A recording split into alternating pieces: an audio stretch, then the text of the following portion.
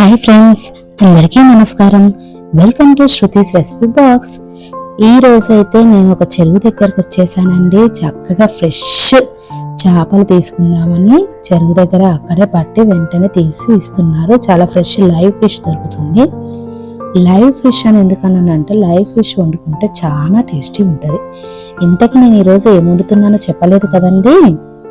మరేంటో కాదండి, గోదావరి స్టైల్ బెండకాయ చేపల పులుసు. అందరు చేపల పులుసు అనగానే చాలా కష్టమైన పని అనుకుంటారు, కానీ చాలా ఈజీ. చూస్తున్నారు కానీ నేను ఫిష్ కటింగ్లో స్కిన్ లేకుండా మొత్తం తీపించుకొని కట్ చేయించుకున్నాను. అంతే 2 పెద్ద నిమ్మకాయల సైజు చింతపండు తీసుకొని నానబెట్టుకున్నాను. ఫిష్ పులుసు కదండి, ఆయిల్ కొంచెం ఎక్కువనే పడుతుంది. 5 టేబుల్ స్పూన్ ఆయిల్ తీసుకున్నాను. చూపించాను స్పూన్ ఏ సైజు ఆ సైజు 5 టేబుల్ స్పూన్స్ తీసుకున్నాను. తర్వాత 3 పెద్ద ఆనియన్స్ కొంచెం పెద్ద సైజు కట్ చేసుకోవాలండి. పులుసు కదా, చక్కగా పంటి కింద తగులుతుంటే బాగుంటుంది ఆనియన్స్. అంతే ఒక 10 పచ్చిమిర్చిలు వేసుకున్నాను. చూస్తున్నారు కదా నేను ఏ గంట యూజ్ చేస్తున్నానో. స్పెషల్గా గంట గురించి ఎందుకు చెప్తున్నా అంటే ఫిష్ వండుతున్నప్పుడు మనము కలిపే విధానంలో ముక్క విరిగిపోయే ఛాన్స్ ఉంటుంది. ఎందుకంటే ఫిష్ చాలా తొందరగా ఉడికిపోతుంది, చాలా సెన్సిటివ్గా ఉంటుంది కాబట్టి మనం జాగ్రత్తగా కలుపుకోవాలి. కొంచెం కరివేపాకు కూడా వేసుకున్నాను. ఇప్పుడైతే 3 టేబుల్ స్పూన్ అల్లం వెల్లుల్లి పేస్ట్ వేసుకుంటున్నాను. పులుసు కర్రీ కదండి, కొంచెం అల్లం వెల్లుల్లి పేస్ట్ ఎక్కువనే పడుతుంది. ఆయిల్ అల్లం వెల్లుల్లి పేస్ట్ పులుసు కర్రీలలో ఎక్కువ అయితేనే చాలా చక్కగా టేస్ట్ అనేది వస్తుంది. ఎందుకంటే మనం వాటర్ అనేది ఎక్కువ వేస్తాం కదా, సో మనకు ఆయిల్ అనేది కొంచెం ఎక్కువనే పడుతుంది. ఓకేనా, చూస్తున్నారుగా బెండకాయలు నేను ఎలా కట్ చేసుకున్నానో. ఎడ్జెస్ 2 తల తోక 2 కట్ చేసేసి బెండకాయ ఫుల్ బెండకాయ నేను వేసుకున్నాను. చూసారా ఎంత చక్కగా మగ్గిపోతుందో. బాగా వేగాక నేనైతే పసుపు వేసుకుంటున్నాను. చూడండి 1 టేబుల్ స్పూన్ పసుపు వేసుకుంటున్నాను. ఎందుకంటే నేను 2.5 kgs ఫిష్ తీసుకున్నాను కదా, అందుకని 1 టేబుల్ స్పూన్ పసుపు వేసుకున్నాను. మనం ఏంటి అంటే ఎప్పుడైనా కానీ ఎంత క్వాంటిటీ తీసుకున్నామో దానికి తగ్గట్టుగా వేసుకోవాలి. నేను 2.5 kgsకి 1 టేబుల్ స్పూన్ వేసుకున్నాను. మళ్ళీ చెప్తున్నాను, మళ్ళీ అనుకుంటారు అంత పసుపు అంటే చాలా మంది ఎక్కువ వేసేసుకున్నావు అని అనుకుంటారు. జనరల్గా డైజెషన్ కాదు అది అని అంటారు కాబట్టి చెప్తున్నాను. పర్లేదండి, పసుపు మంచిగానే తినొచ్చు. 1/2 టేబుల్ స్పూన్ వరకు మనము ఏ కర్రీస్లో అయినా వేసుకోవచ్చు. చాలా హెల్త్కి మంచిది, తర్వాత యాంటీబయాటిక్ కూడా.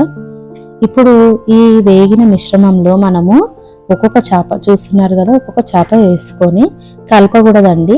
ఒక్కొక్క చేప నీట్గా బౌల్లో అరేంజ్ చేసుకున్నట్టుగా వేసుకోవాలి మొత్తము.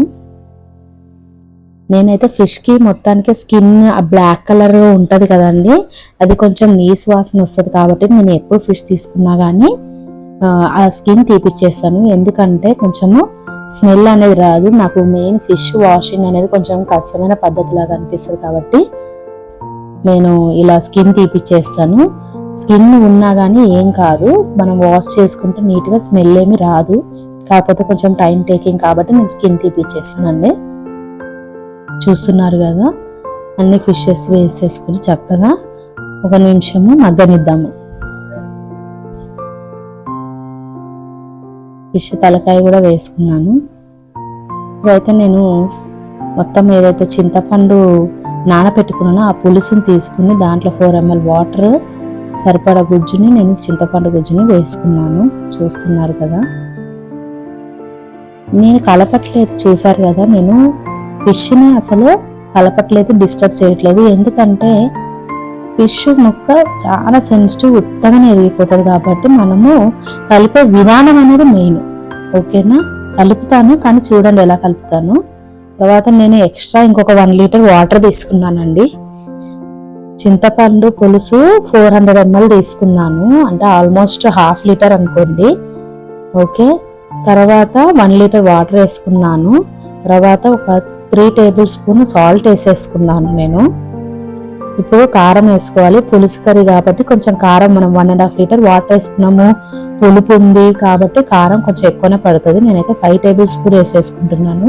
చూస్తున్నారు కదా, అందరు అనుకుంటారు కదండి ఫిష్ కర్రీ అంటే చాలా కష్టమైన పద్ధతి. అబ్బో ఫిష్ వండడం అంటే చాలా ఆ వంట వచ్చిందంటే అన్ని వంటలు వచ్చేసినట్టే అన్నట్టుగా అనుకుంటారు. కానీ అసలు చెప్పాలంటే అన్నిటికన్నా ఈజీ కర్రీ ఫిష్ కర్రీ అండి. చూస్తున్నారు నేను ఎలా కలుపుతున్నాను.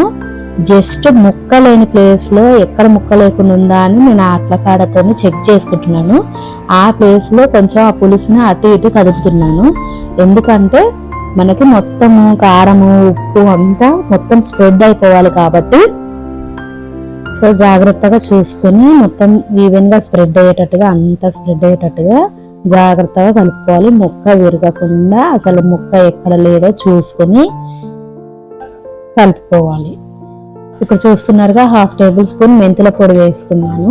పులుసు కర్రీ కదా అండి, మెంతుల పొడి తర్వాత జీలకర్ర పొడి వేసుకుంటే టేస్ట్ చాలా బాగుంటుంది. 2 టేబుల్ స్పూన్లు జీలకర్ర పొడి వేసుకున్నాను.